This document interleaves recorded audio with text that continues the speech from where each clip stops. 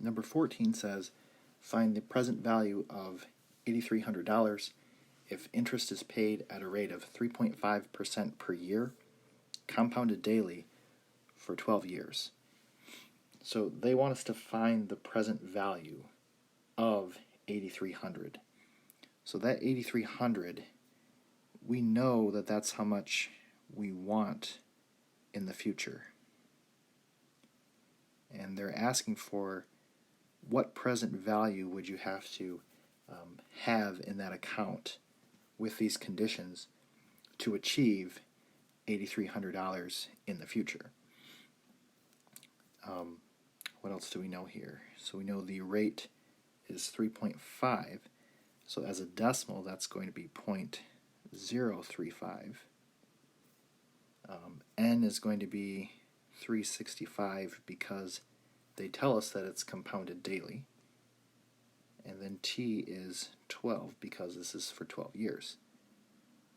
Now, I'm trying to find the present value, so I do want to use the P version of the formula. So P is equal to 8,300 times 1 plus 0.035 divided by 365.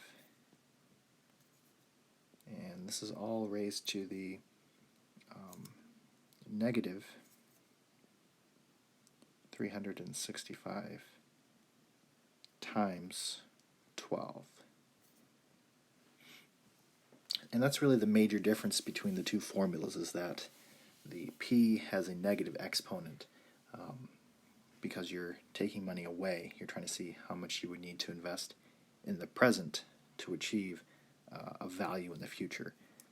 So if you solve this, then you should get $5,453.60. So if you invested this amount, then after 12 years, you would have the $8,300.